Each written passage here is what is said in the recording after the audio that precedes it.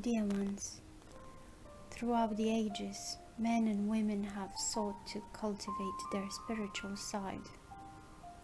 According to Buddhist belief, the mind is like a mirror that we must constantly polish in order to ensure it is always clean and clear. If we do not, we remain unable to see our true selves clearly and therefore fail to understand the conditions of our existence.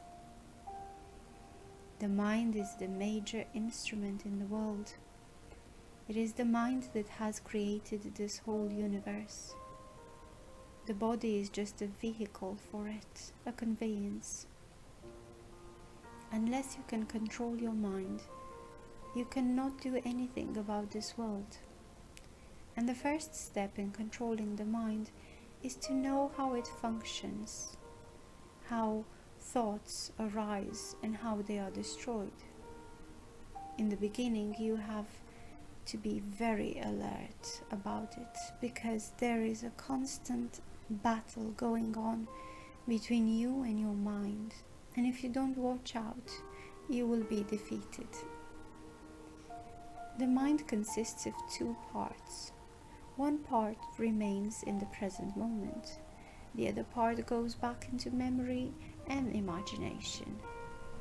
Thoughts are nothing more than wordless images or sensations that have been photographed in the past. These photographs are stored in your brain's memory center, and when they flash on the screen of your mind again, they produce the same feeling that they produced before. That is why thoughts always gives rise to emotion. It is one of the best kept secrets that we have in mind.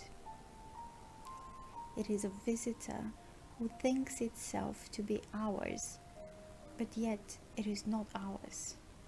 As a matter of fact, the mind is like the inner artist within us that creates the entire story based on assumptions and traces of memory, past experiences and traumas. The first thing to learn is that you are not your thoughts, nor are you your emotions. You are awareness itself, and there will be some distance between yourself and your thoughts and emotions as long as there is awareness. Otherwise, there may be no awareness at all. Mindfulness is the art of creating space in mind and stopping it from functioning in a habitual manner, so we are actually aware of what we are thinking and how we see the world. It's all about being present, being aware, and letting go. This is why it can be so hard to master. But when you do feel like you have mastered mindfulness, it can bring a profound change to your life. Be aware of the mind. It is not the real you. It is just a series of thoughts, images, and desires. It is like having a stranger dwell in your own home. Be spying on it, watching it, following it. Every moment becomes alert and watchful. Don't fight the mind. This too is a desire. And be aware of yourself. Don't go on cherishing yourself. This too is a desire, a subtle form of self-cherishing, because there is no self to cherish at all.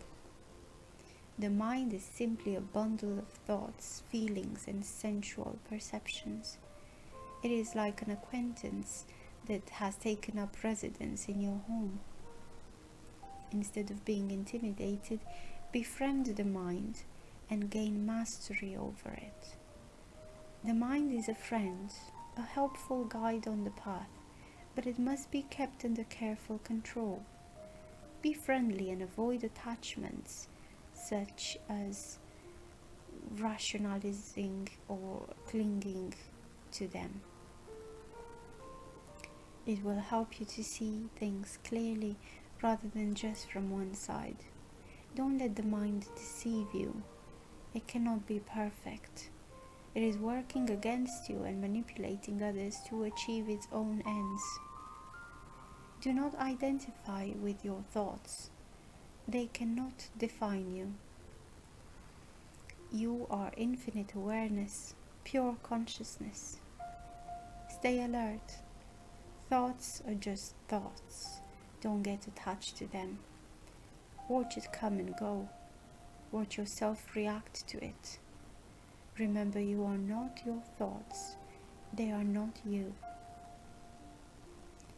Do not follow this thought on that thought, but watch the space between the thoughts. And don't go on fighting with thoughts. They are not real and they cannot be destroyed. This is the process of watching. This is meditation. Once you are able to watch any phenomenon as if it were a movie, you can be free of it. Then it does not matter whether it is anger or greed or lust or hatred. It does not matter because it is a phenomenon. Learn to watch. Just by watching, the energy will be transformed. You will be free of it. And this watching does not demand any effort at all. It is not like doing something. Just don't do anything to it. And slowly, there comes a moment when you are so full of light and joy that your whole being becomes a prayer without words, without effort. A person who can watch without being drawn into anything that is passing is called an emperor, empress. If you can watch without being involved in any way whatsoever, that's what awareness means, then you are the emperor on the throne in your own house. We love you dearly. We are here with you. We are your family of light. Aho. Message by Aurora, Ambassador of the Galactic Federation.